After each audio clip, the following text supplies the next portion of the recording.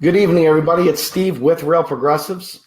It's been almost 1 year ago today that we had our next guest on with us. L Randall Wray is one of the original founders of the development team that created the body of knowledge known as modern monetary theory. Randall Wray also, for this particular MMT guy, was the one that cracked the seal for me to understand the role of taxation. His article, What Are Taxes For?, was after many, many, many months of hearing people talk to me about MMT and this modern monetary theory thing and all this stuff.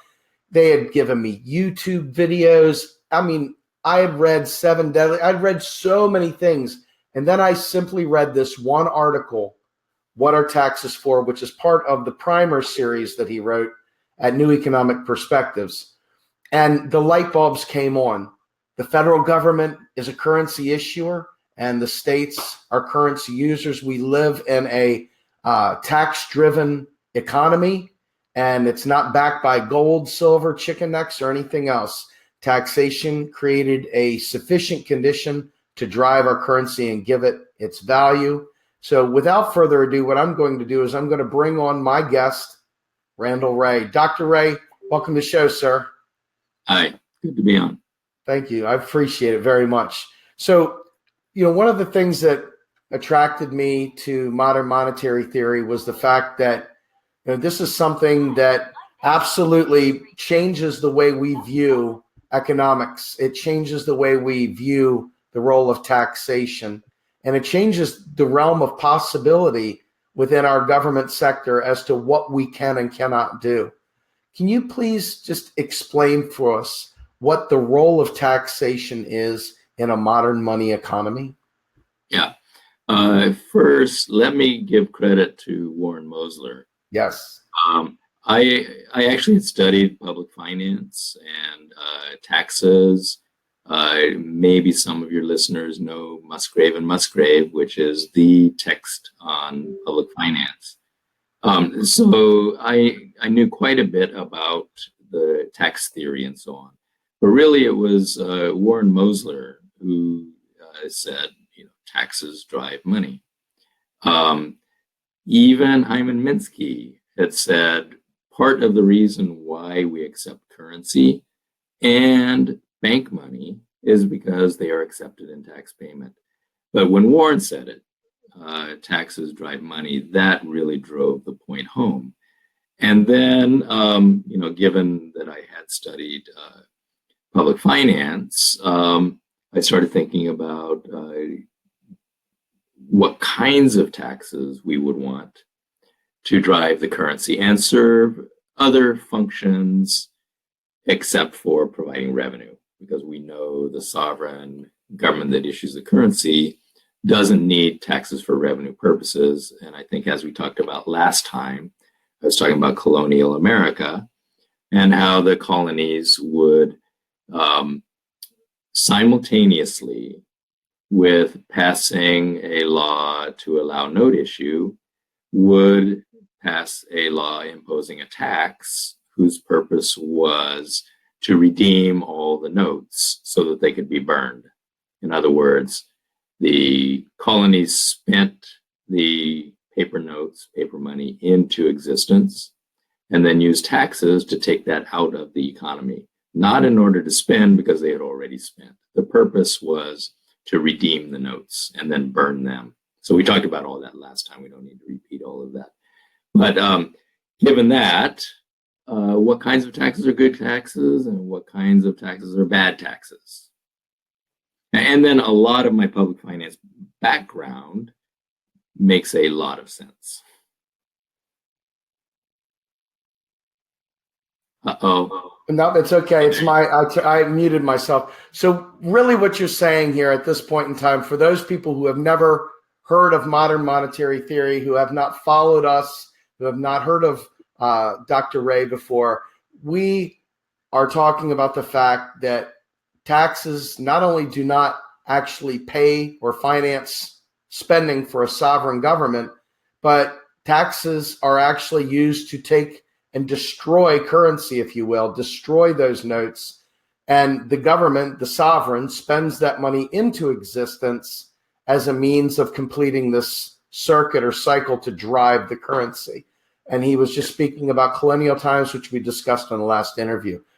So with that explanation in mind, why do we see so many people fervently diving in to try to raise revenue to pay for stuff? Why do we see folks like Bernie Sanders, Jill Stein, other good-hearted progressives that we have a tremendous affinity for? Why do we see them and others, even Robert Reich and on and on? Why do we see them talking about raising money to pay for stuff? Yeah, well, I think this results from a misunderstanding. What MMT is saying, that taxes are not necessary for revenue for the federal government, was common knowledge at the end of World War II. It was obvious to anyone who was paying attention because the federal government was running huge budget deficits to fight the war. The deficit reached 25% of GDP. The debt ratio reached 100% of GDP. And so one of the very important people, Beardsley Rummel, who was the chairman of the New York Fed, at the end of World War II, he wrote a paper actually entitled Taxes Aren't Necessary for Revenue. And so then he thought, as we'll talk about in a few minutes, what do we use them for then if they're not necessary for revenue purposes? But gradually over the post-war period, this insight was lost. And it was lost not just by conservatives who don't like the government and so on, who have an obvious political interest in selling the story that the government needs taxes in order to spend, and we all hate taxes, therefore we need a very small government. I mean, that fits the conservative ideology perfectly. But why on earth would progressives buy into that whole argument that we need taxes and we know that the population doesn't want to pay more taxes, therefore we can't get all the progressive things that we would like to get through government? Why do they do that? Well, the insights were lost. I mean, we could do a whole history of thought of how academic economists forgot what they knew very well in the late 1940s. But that is the fundamental problem. I think there is an additional problem, and I know you were at the MMT First International Conference in Kansas City, and someone from the audience asked this question, and I just, gave the story. It's repeated over and over and over again. So here's the way the progressives think and speak. They say that, boy, we would really like to spend more money on the poor because they're too poor. And so we need to tax the rich because, as Stephanie Kelton says, money grows on rich people. So they're the ones that have the money. So we need to tax the rich so we can afford programs to pay for the poor. And I say, well, hold it, but that's not true. We can pay for programs to help the poor without taxing the rich at all. And furthermore, by tying the programs you want, the progressive programs, to taxing the rich, which is a very hard thing to do by itself, you are defeating your own purpose. So why link the two? Of course, I want to tax the rich too, but let's delink it from spending on the poor. Let's spend on the poor and let's fight as hard as we can to take more from the rich. Progressives don't like this. They think that linking the higher taxes on the rich to spending on the poor is politically more desirable. But the evidence goes completely against that. Any polls show that people don't want to tax more, even if you're talking about taxing the rich, because Americans still have this fantasy that, hey, someday I might win the lottery and I sure wouldn't want to pay tax rates of 90% like we used to have in the United States. So I think it's really self-defeating to link the two. And it's also dishonest. It's just not true. You know, I liken this. One of the things that I've noticed is that as I walk down the street and I see someone huddled up in a cardboard box, or I go down to the local shelter and I see people spread around outside, funneling in to get out of the cold, and I look around and I get really angry now that I know you guys have screwed me up forever. I'll never be able to look at it the same way again. Now that I understand that it's not just that it's not rich people, although rich people, different story altogether. We can talk at length about that. But in terms of the ability to solve this problem, it is as simple as keystrokes. It's as simple as some political will. And it's up to all of us activists and you economists to get this word out there, because we're not just talking about like some, fun, nerdy thing guys do in their basement. This is life changing. This is life saving. And you start putting together the most rudimentary facets of American existence, of human existence, and Maslow's hierarchy of needs, and you start boiling it down to its least common denominator. People need food. They need shelter. They need to have some security.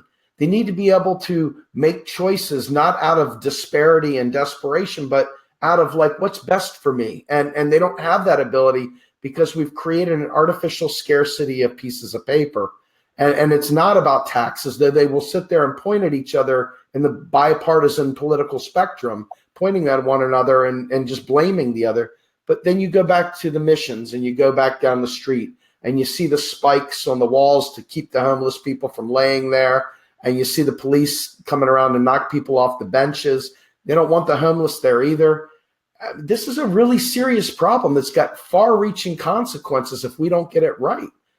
Can you talk a little bit about the social impact of these, the taxation, the way we fight these battles, et cetera?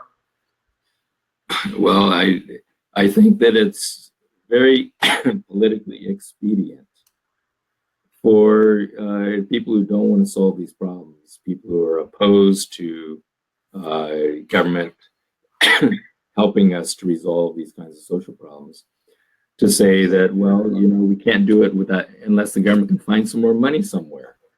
And all these claims that if we were to raise taxes, it's going to reduce the saving of the rich, and we won't have all the capital we need in order to invest and be innovative and to grow. I mean, all of these things are tied to that belief that the government has to find the money somewhere, has to take it out of somebody's pocket, and there will be negative consequences of doing that. Now, even that is wrong. The idea that we need the savings of the rich in order to grow is wrong too. It's a different sort of a fallacy called the paradox of thrift. But it's all tied up in the same claim. As Obama said over and over again, the government would like to do more, but we ran out of money. I mean, this is just a way to prevent anything from happening. So let's take it back for a second. When, there's a video that we played at the beginning of our presentation in Kansas. And there's a video that I believe Stephanie's students put together that she kind of blended in, and we kind of took pieces of that, put it together with our own video, et cetera. And you see the Young Turks raising this issue. You see Harry, whatever his name was, the guy who used to run the Senate. You see Bernie say it. You see Obama say it. You see Sarah Palin say it. You see Sean Hannity and what's his name? The other guy that used to write all the books. I don't watch Fox, so I can't remember his name, but I can see his ugly visage. But you see these guys, and every one of them bipartisanly are saying, Pelosi, all of them saying that this is a crisis of epic proportions, that if we don't do something about it, we are all going to pass this on to our children. And they make this really, really compelling case to folks that are not economically astute, that don't have a macro understanding. And it creates widespread panic. And panic is far easier to sell than hope. I mean, at least that's been our experience. So with that understanding, what are some of the things that you've seen, in your time in dealing with folks at the top layer? What are some of the things you've seen in terms of their willingness to begin to look at life through a different lens? Have you seen progress within the progressive community and within academia, et cetera? Are we making progress? It's painful, but are you seeing it? A little bit. It's pretty small. But when we started 25 years ago, even the group of economists who are the most sympathetic to our arguments, called heterodox economists, even they completely rejected this idea that government can't run out of money, that sovereign government can't be forced to default on its promises, it can always make all payments as they come due. They saw those as controversial. Now, as I said, everyone in the late 40s understood this, and they all would have agreed, but it was lost over the next 30 to 40 years. So we have made progress there, and you will occasionally see very mainstream, even some of our top policymakers, who say the same thing. Alan Greenspan, when he was pressed on the supposed coming bankruptcy of Social Security, said, well, of course not. Okay, when he was pushed on it, he said, of course not. The government issues money and can always make all payments as they come due. When Bernanke was quizzed before Congress and also on the 60 Minutes show, where did the Fed get all that money it's using to bail out the banks? Is that taxpayer money? He said, no, of course not. He says, we use keystrokes, we mark up bank accounts. Okay, so those are two successive heads of the Fed who supposedly should know how things work. And, they came right out in public and said it. This is the way the government spends. And I don't want people to get confused here, because there is a difference between the Treasury and the Fed, but the Fed is the Treasury's bank. So all Treasury spending does involve keystrokes by the Fed in exactly the same way that Bernanke was talking about when he's talking about bailing out the banks. So it all comes from Fed keystrokes. You cannot run out. So a little bit of progress. We still have a long ways to go, because Bernie Sanders, as you said,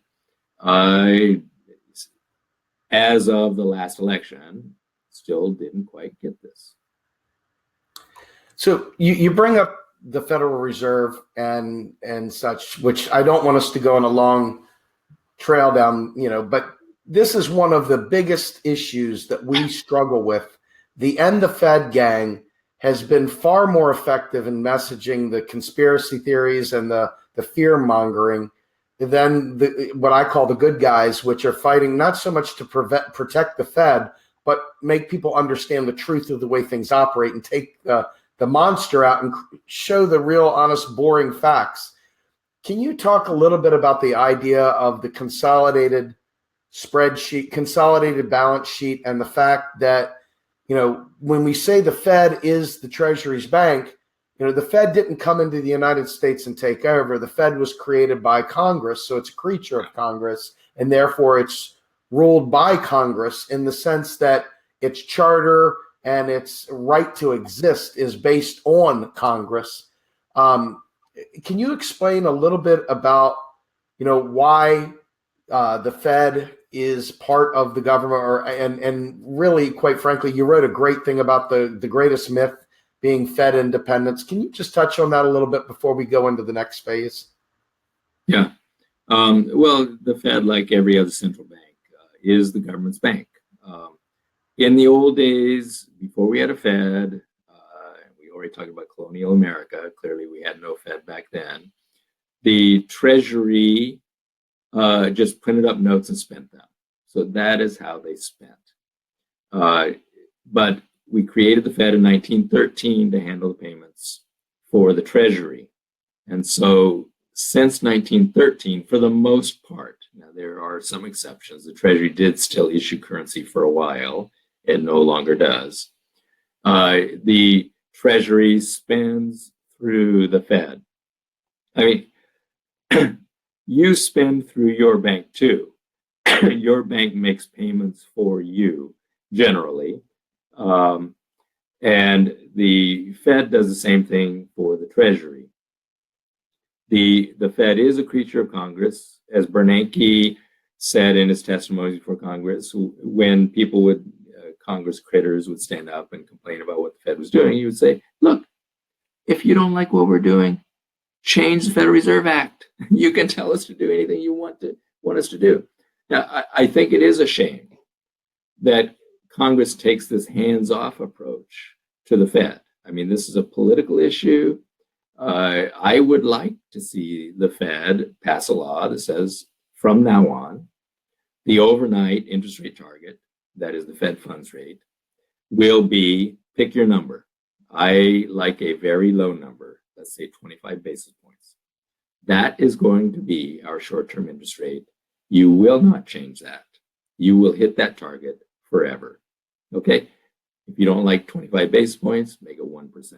If you want a higher interest rate, make it 2%. But stop monkeying around with the Fed funds rate. Okay, that really is the only independence the Fed has right now. It's the only independence that Congress has left to the Fed. The independence to set that overnight rate target. And sometimes the Fed does really stupid things with that Fed funds rate. Volcker raised it above 20%. That was a very stupid thing to do. I don't think the Fed will do that again because the consequences were terrible, but they could. So take that away from them. And then we could stop with all this nonsense about the Fed being independent.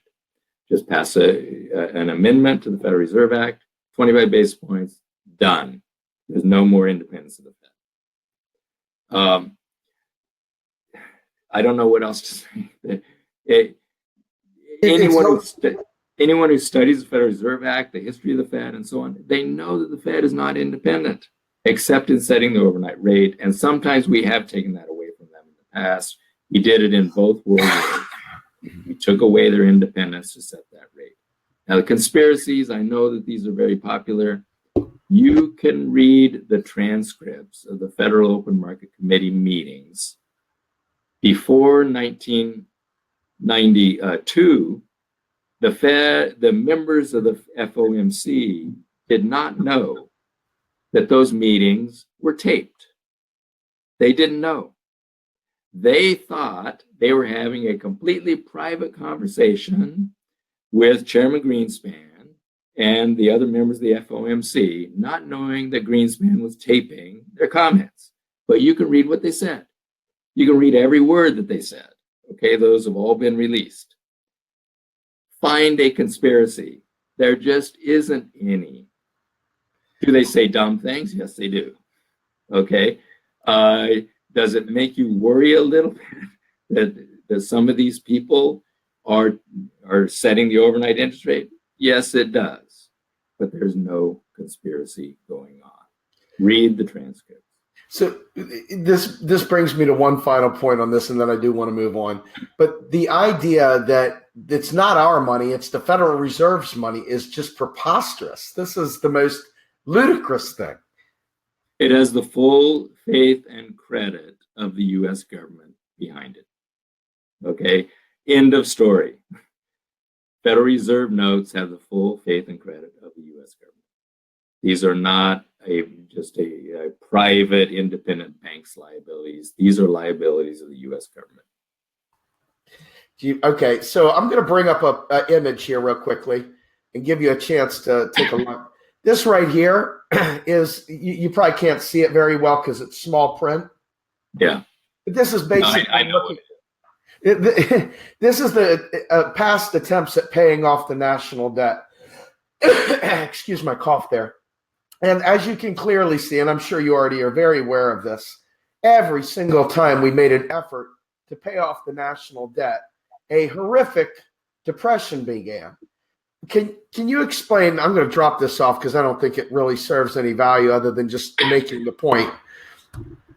Can you tell a little bit about what the national debt is, what the role of taxes are to our national debt, and deficits, et cetera? Give us a little bit of a a Rolodex of nomenclature right there so that everybody understands what we're talking about. Because the fear, obviously, with the next part we're going to talk about with regards to corporate taxes, what's a good tax and a bad tax, a lot of it comes back to the idea of, hey, we didn't tax enough, so that's why we're in debt.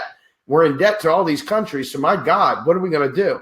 And that really is a sticking point, sadly, with the left, which is just mind-numbing to me. But it is. It absolutely is a real sticking point. Can you talk about that for a moment before we go on?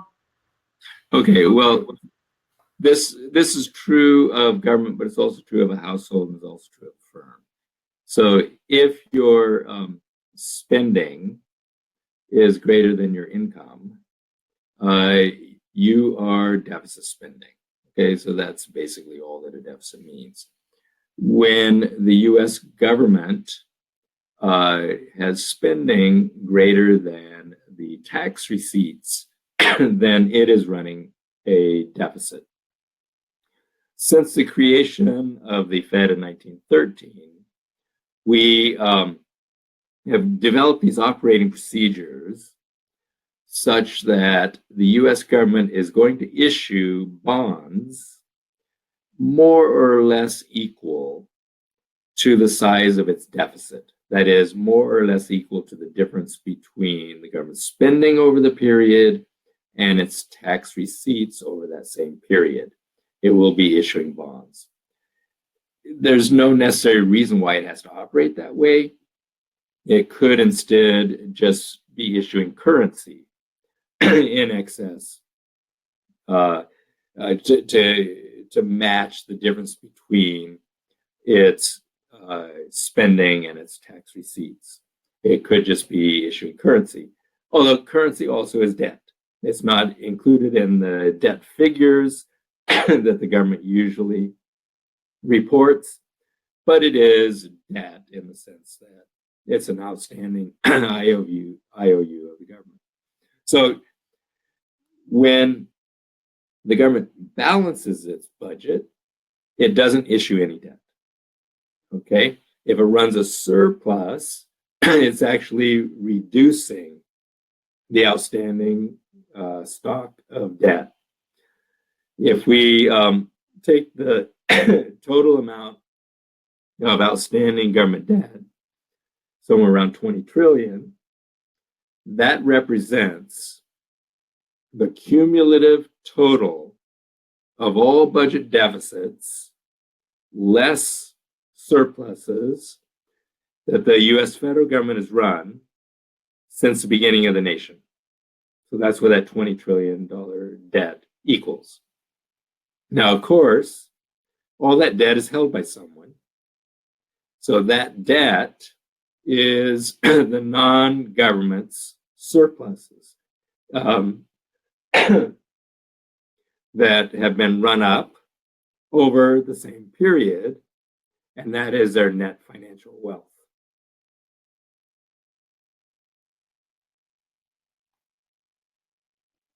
If we're talking about taxes today, and what is a good tax and what is a bad tax, having established a couple things. Number one, the taxes don't actually get used to pay for stuff. So there's no redistribution of Johnny's taxes to pay for Sally's pet issue and vice versa. We can get rid of that whole argument now. What is a good tax? What is a bad tax? And why would we use either of them? Going back to my public finance days, there are two different approaches to defining a good tax. One is based on what's called the benefits view. That is, if you are receiving very specific benefits from the government spending, you should pay taxes to compensate for the benefits you're getting from the government. Okay? So if the government creates some kind of a program that benefits you directly, the idea is that you should pay taxes equal to the benefit you're receiving, and those who don't receive the benefits should not be taxed to pay for benefit, not to pay for, but to match the benefits that you're receiving.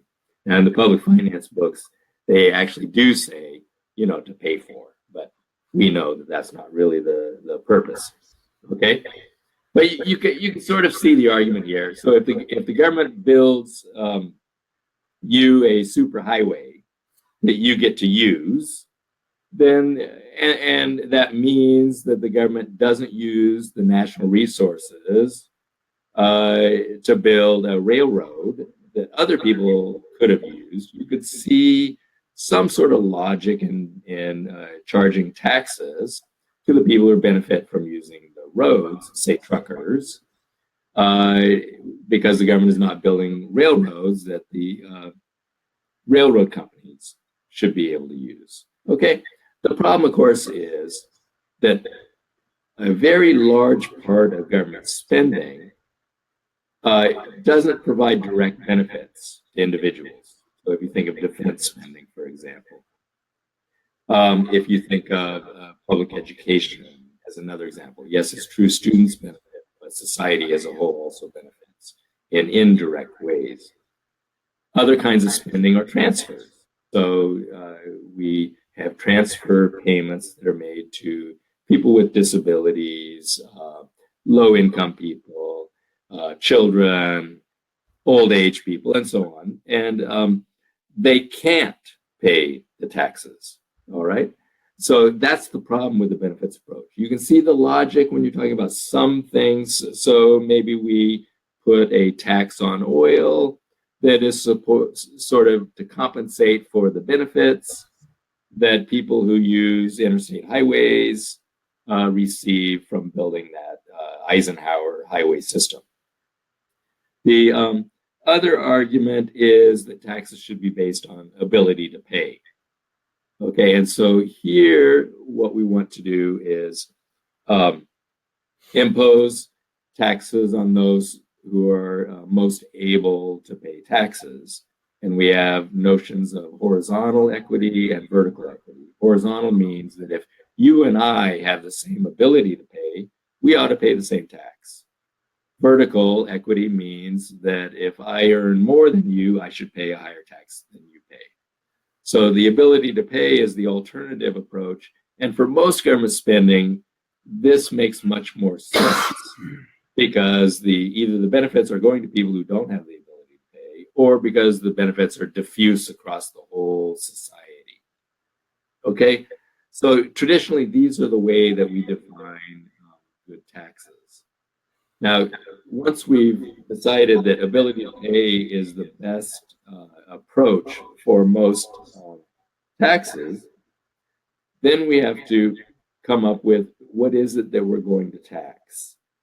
And the two basic approaches here, traditionally in the literature, I don't want to bore everyone with an economics lecture, but it is either you tax the income or you tax the spending, okay? Taxing income, that is pretty directly going to go after this ability to pay. So we measure all of your sources of income, and we have a higher tax rate on people with higher income. Okay, very straightforward. You're going to be hitting ability to pay. Expenditure, then we can really violate the horizontal equity, because if I spend all of my income on consumption and you save 50% of your income in order to accumulate massive amounts of wealth, then you not evade, you're not doing anything illegal. You avoid paying taxes, whereas I pay taxes. Even though we have the same ability to pay, I'm consuming and you're not. And there are reasons why we might not want to tax consumption, because after all, one of the things we're trying to do is to have economic growth and provide rising living standards for our citizens.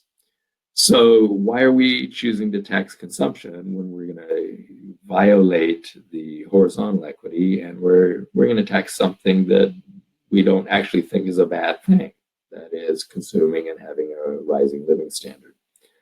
So when we finally get to the end, it seems that the best approach is a progressive income tax, where income includes your income from all sources. Okay, so now we've sort of got the base that we're going to use for our tax system. It probably should rely heavily on income, and we should have a progressive income tax. Now, what are bad taxes? Regressive taxes, that is, that have higher tax rates for lower income people.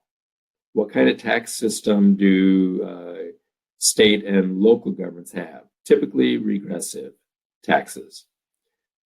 So those are bad. Taxing behavior that we think is good behavior. Working.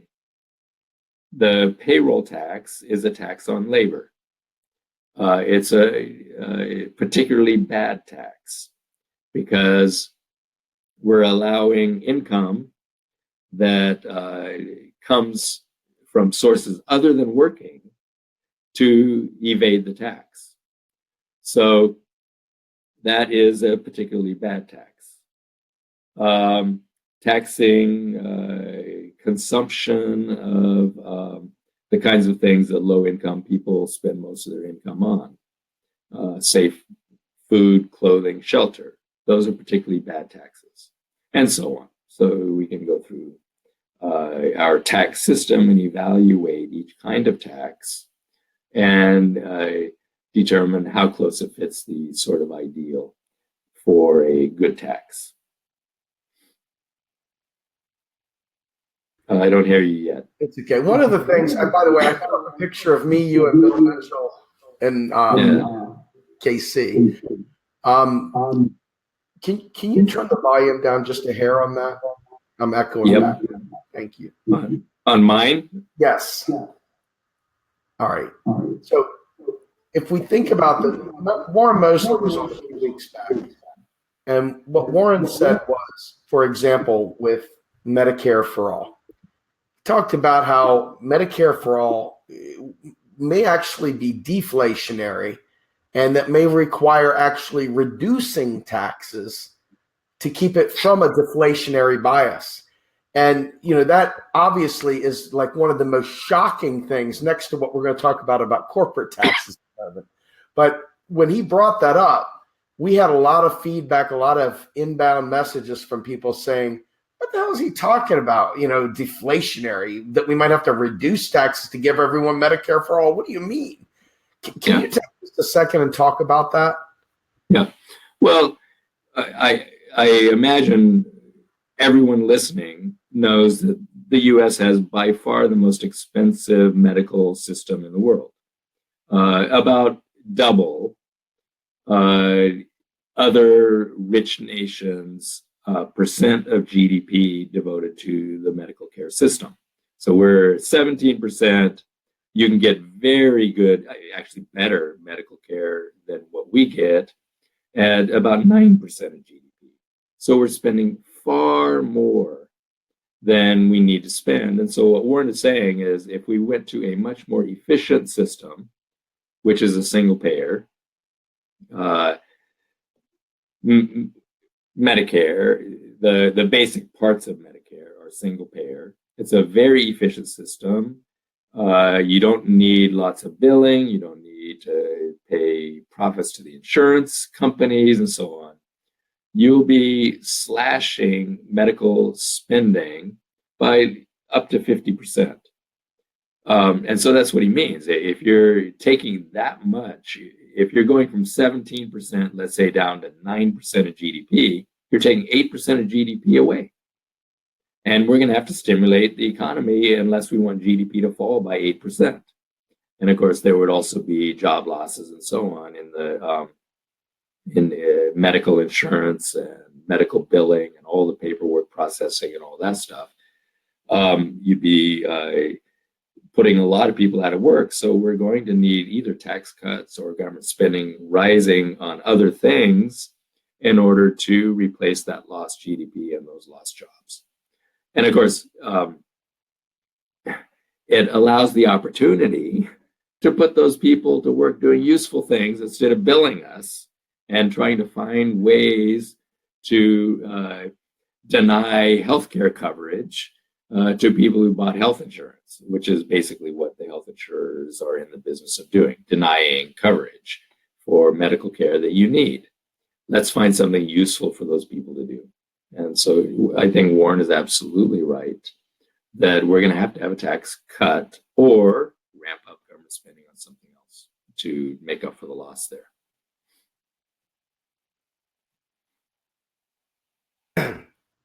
So, with that in mind, let's talk about corporate taxes, because corporate taxes are obviously one of the holy grails for for the left in general. You know, the non-economic left, the populist left, as opposed to the ones that understand economics. Talk to us about corporate taxes, folks. Warning: this is going to stretch your paradigm of understanding in a way that you have to take a step back and consider real economic truth, the underlying economics that funds what we're trying to do, that fuels the effort, right? So anyway, go ahead, Dr. Wray. Okay. First, let me say I'm speaking for myself. And I came to this conclusion long before MMT. I came to this conclusion in the late 1970s when I was studying public finance. Beardsley Rummel, who I mentioned earlier, the chairman of the New York Fed, in the paper where he said taxes are no longer needed for revenue purposes, he also went through examples of bad taxes, and he included the payroll tax as a bad tax, consumption taxes as bad taxes, and also the corporate income tax as a bad tax. My professor, Hyman Minsky, who also talked about the taxes sort of driving money, not using that terminology, but that's exactly what he was saying, also wrote about the corporate income tax as being a bad tax. So I've had this view for a very long time, long before modern money theory. If you ask progressives, why do they love the corporate income tax? Okay, first, they will say, well, we need the money in order to help the poor. Okay, well, we know that's false. Okay, so that's what MMT teaches us. We don't need to tax corporations. The second thing they say is that, well, big corporations are kind of evil, aren't they? Well, yeah, okay, maybe they are.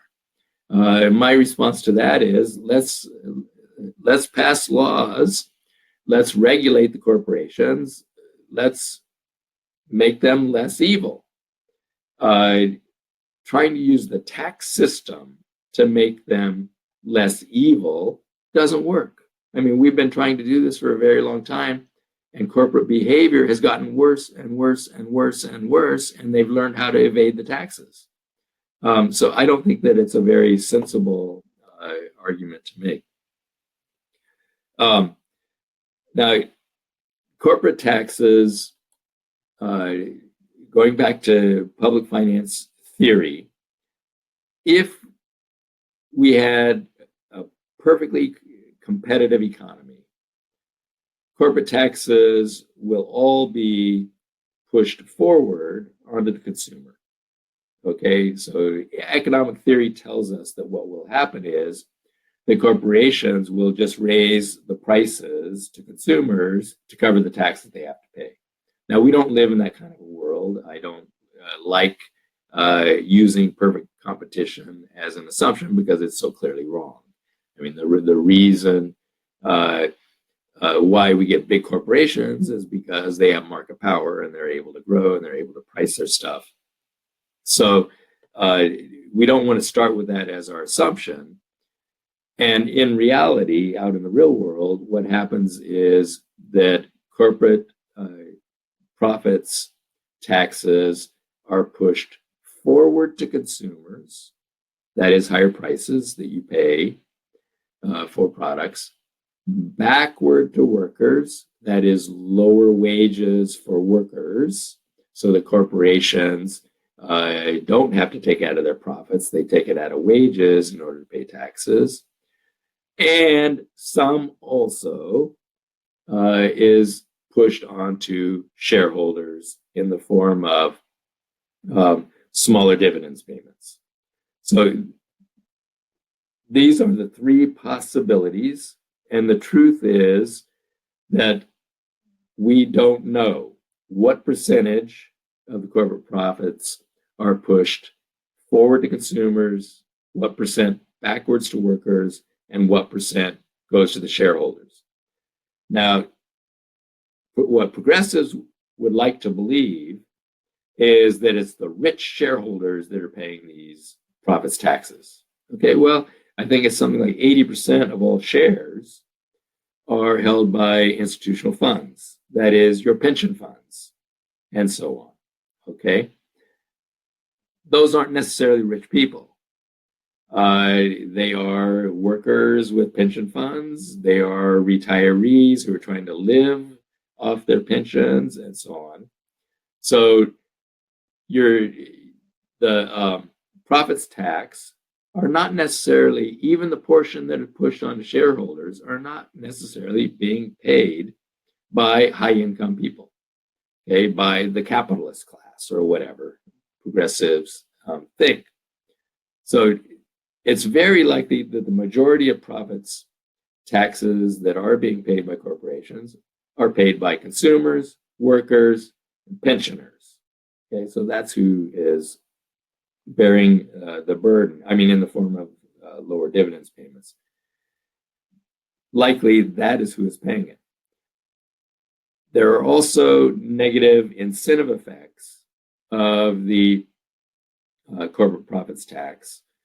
One is that corporations get to write down their profits and therefore pay lower taxes by increasing their costs. So one way that they can increase their costs is by using debt finance.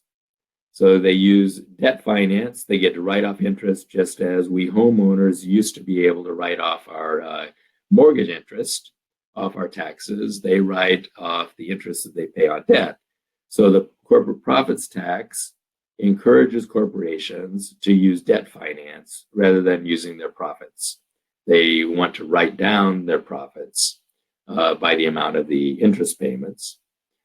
Okay, so there is a negative incentive effect. You're encouraging corporations to load up on debt. And then, of course, one that all of your listeners will recognize because it's the topic of discussion, at least since the last campaign, inversions. So corporations pretend like they move offshore, they just get a post office box somewhere and pretend like they live in an island country or maybe in Ireland like Apple did. So they avoid paying corporate profits tax anyway. So we encourage them to move offshore. Sometimes this is nothing more than a post office box. Other times it's actually employment moves offshore. So the Trump administration said, well, we're going to lower the corporate profits tax. We're going to get all these firms to go back. And Stephanie Kelton at one point asked me, well, what would be a progressive response to Trump? And I said, well, don't go to 15, go to 0. The progressive response is get rid of the corporate income tax. That completely eliminates the incentive to move offshore. Now, again, this is my opinion. Predates MMT. I really don't know what all the other MMT people think about it. I'm actually writing a proposal right now. I'm not ready to discuss the details because we're still working some of these out. What will we replace the corporate profits tax with? We're going to impute all the profits to the owners of the corporations, and we're going to tax them as income. Remember, I said that I believe that the best tax is an income tax, progressive, and it should be a tax on your income from all sources. So this should include the profits that the corporations whose shares you hold are being earned. Those should be imputed to the holders of the shares, whether the dividends are paid or not.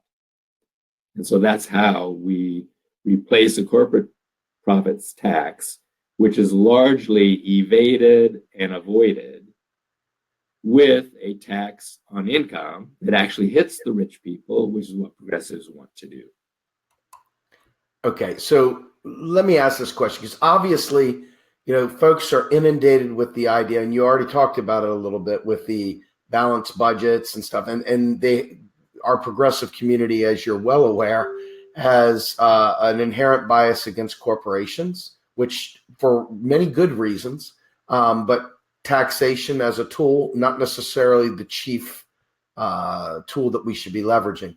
But we talked a little bit about how a budget based on an inflationary constraint versus a budgetary constraint would be a good way to possibly looking forward to being able to provide for all citizens in the way that we'd like to see. And also, it's a more honest economic measure than just an arbitrary budget stance. Can you talk a little bit about how that would play out, and then maybe we can circle back to the corporate tax again once we've had that discussion? Yeah. Okay, so from inception, we need the tax to drive the currency. Okay, then after that, the problem is that if government spends too much, it's not that the government's going to run out of money. It's not that the government's going to go bankrupt. The problem potentially is that it will cause inflation. If the government spends too much, we drive the economy beyond full employment. The government continues to try to bid resources away from the private sector, including labor. It's going to cause inflation. So we want the tax system to reduce aggregate demand, to keep us at full employment and not go beyond full employment. Okay, so that is the second purpose of taxes from the macroeconomic perspective. You want the taxes to be high enough to prevent inflation from occurring. So I know this led to a little bit of a controversy where some critics of MMT said, well, hold a second. Let's say that, I don't know, next December, the economy is overheating and we realize, aggregate demand's too high and we need to raise taxes in order to fight inflation. How are you going to get the tax bill through Congress quickly enough to take enough aggregate demand out of the economy to prevent inflation through tax law changes? We know how hard it would be to get tax laws changed in order to reduce aggregate demand. And of course, that criticism is correct. You can't rely on discretionary increases of taxes through tax law changes. It has to be an automatic stabilizer.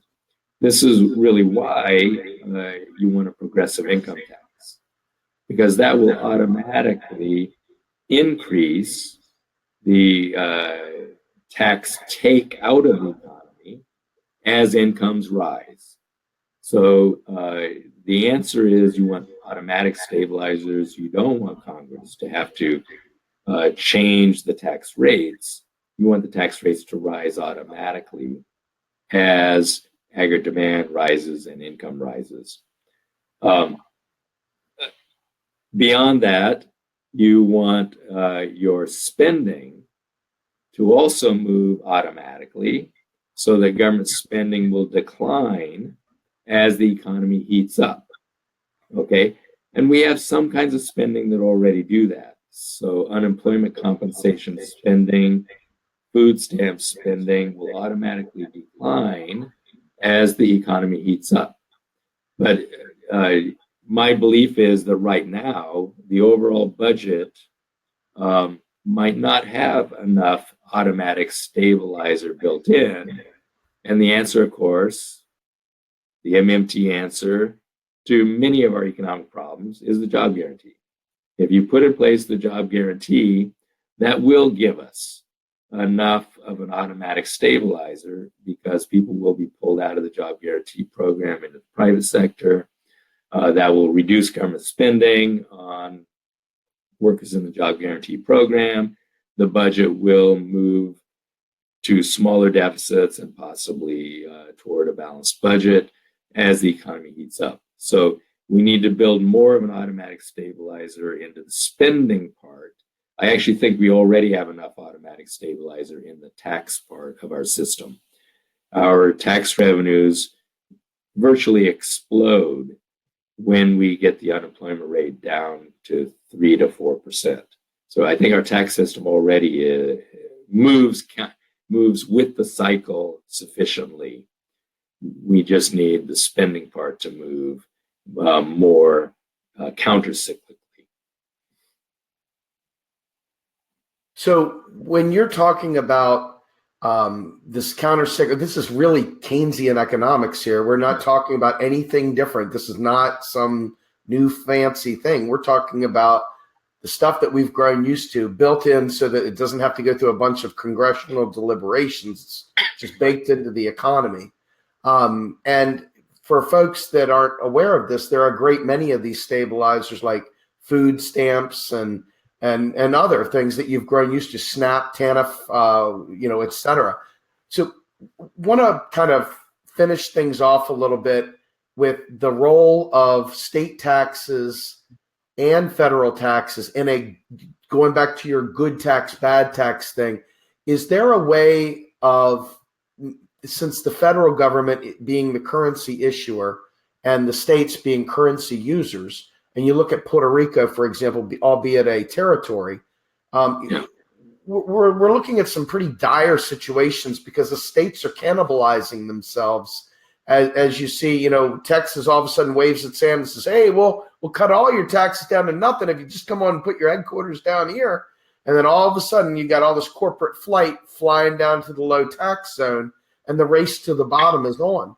So you see a state like where I live in Pennsylvania, where we have a $600 million budget deficit going on at the state level. That matters. Federal level, maybe not so much, but all of a sudden now states have to start whittling away, cutting things because there's just not enough federal spending to keep it afloat. What should be the relationship between state taxes and federal taxes? And to what degree can the feds encumber and spend money into these states directly for like infrastructure, bridge repair, green energy, normal school building upkeep, whatever? Yeah. So there's sort of a long story behind this. The federal government grew between 1930 and say 1960 from about 3% of GDP to around 20% of GDP. And it's been about that ever since. State and local governments continued to grow as a percent of GDP until the 1970s. So all government growth since 1960 was actually at the state and local government level. No growth at the federal government level. And then state governments stopped growing. And the state governments are not sovereign. They really do need tax revenue or borrowing in order to spend. And they are very limited in their ability to borrow. 48 out of the 50 states have constitutional requirements to balance their budgets. That doesn't mean they always do, but they are mandated to do so. They can't intentionally run budget deficits. And if they do try to do that, the credit ratings agencies downgrade them, their interest rates spike, and they become the next Greece, okay? So they can't do it. Now, in the 70s, President Nixon, his administration, in spite of being Republicans, recognized that there was a big problem at the state and local government level when the recession hit in 74. And they had block grants. So block grants were federal government distributions, giving grants to the states that the states could augment their own spending using federal government money. And so at the end of this long history story, we need to do that again. The global financial crisis is a disaster for state and local governments. They still have not recovered. So our economy sort of has recovered, but state and local governments are still mostly in very serious financial trouble. They're slashing educational spending. My own university in Missouri, I'm now retired, but University of Missouri has had no increased state allocations for, I think, more than a decade. In dollar terms, not as a percent of anything, just in dollar terms. And so we need the federal government to provide the equivalent of block grants to state and local governments so that they can increase their spending and try to get their fiscal houses in order, because they really are constrained. And of course, they have problems with taxes. Most counties in the United States have not recovered. The recovery has been very spotty around the country, and only a handful of counties really account for all the economic growth that we're seeing. Most places are stagnating, and they need help, and it's got to come from the federal government. So I want to touch on a few things here real quick before we close off. The first thing is, I just did a rant the other night about, jobs, and not just talking about the federal job guarantee, but jobs that we would create that will be for skilled and blue collar workers by providing block grants encumbered so that there's specific instructions that go with it. I wasn't as, free about, hey, here's some money, do with it.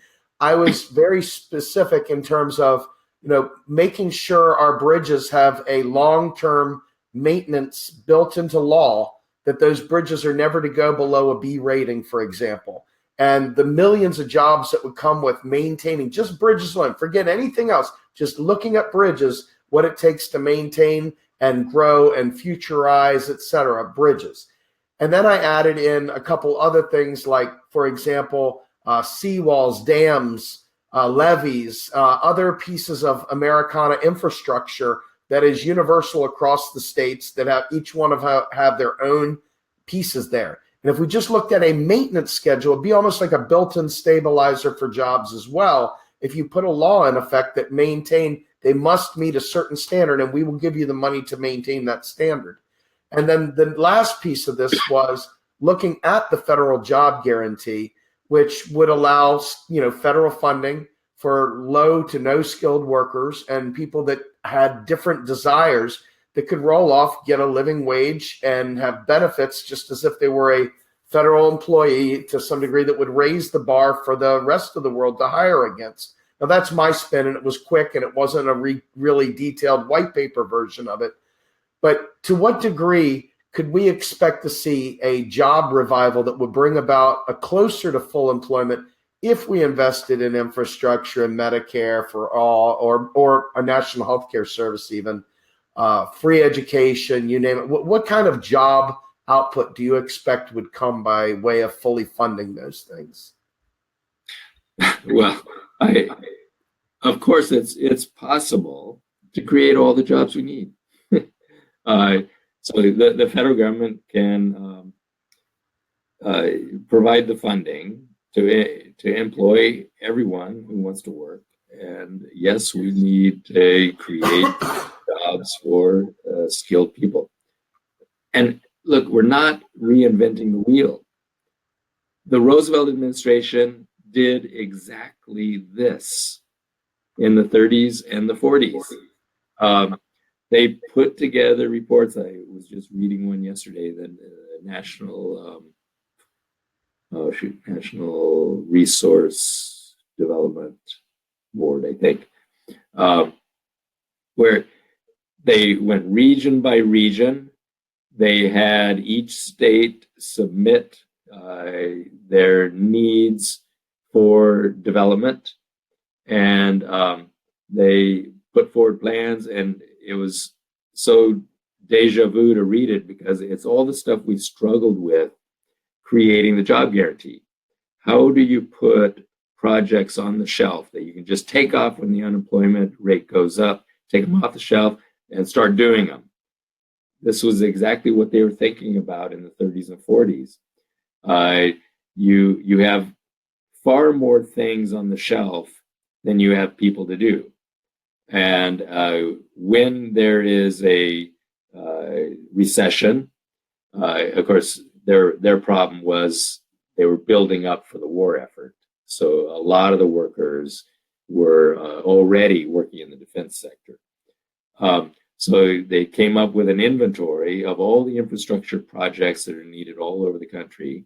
And they put them on the shelf and they said, as workers are released from the defense needs, we will put them to work to build the infrastructure. And that's exactly what they did. Most of the infrastructure that you're talking about that we have now was built in the 30s and 40s. And that's why it's falling apart, because we did it. And then, of course, we had the Eisenhower effort to build our interstate highway system. And then since the mid-60s, we have not much, we definitely haven't added to it, but we haven't even taken care of what we already built.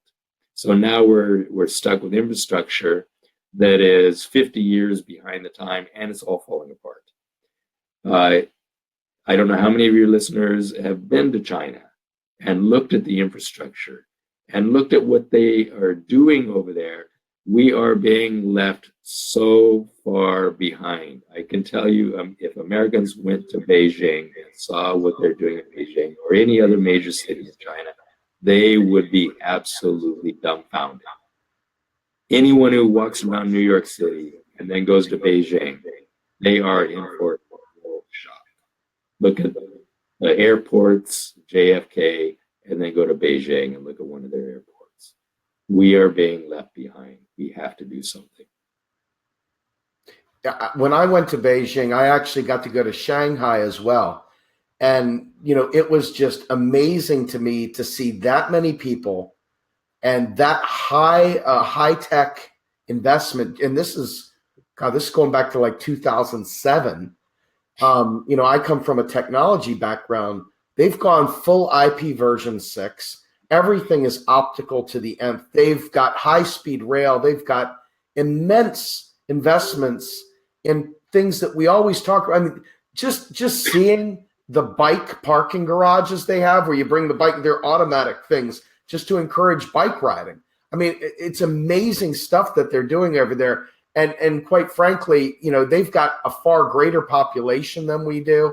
It's not to say that China's got everything going for it, because I got to talk to some of the government officials, and it was kind of like they couldn't answer half my questions. So they've got their own problems there. But one of them is not investment on the future. They have definitely got that going on in spades. And Shanghai was like a trip to the future. It was amazing. Mm-hmm. And, I know I see some comments here who say, yeah, lots of people in China live in poverty. Yes, absolutely true. That was also true in the United States in the 1930s and 1940s when we started building our infrastructure. Okay, how did we become richer? We built the infrastructure. It made us much more productive. It connected the United States, connected our cities. It made it easier for us to raise living standards. You have to have in place the infrastructure, and we are losing that. Our infrastructure is way behind where we need to be. So I guess with that, I want to thank you so much for coming on board with us tonight.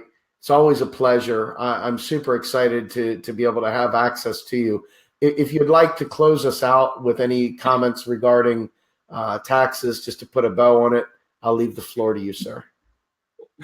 Well, I think there's a really strong urge to believe that anything that Trump does, anything Republicans propose, has to be wrong. But think about the corporate tax and think about the problems it causes, I think the benefits of one-upping that, saying, hey, yeah, you guys are right. The corporate tax does have a lot of problems, and it's evaded by lots of our firms. The biggest firm in the world evades the corporate tax. Let's think about doing it another way. Let's tax the rich. If you really want to tax the rich, let's tax the rich. Don't tax the corporations, tax the rich. Great. All right. With that in mind, thank you so much for joining us again. And just as a point of reference, we won't be having a show on Sunday of next week because the stinking Super Bowl is going on. Economics is going to take a break for a minute. But on February 18th, I'll have your friends, both Bill Mitchell and Stephanie Kelton, joining me. I almost feel guilty of riches just being able to have you guys on. It's just amazing to me. So thank you so much for enabling us to get this message out. I just cannot tell you how much I appreciate it. Okay, thanks a lot. All right, have a good night, sir. Thank you, everybody.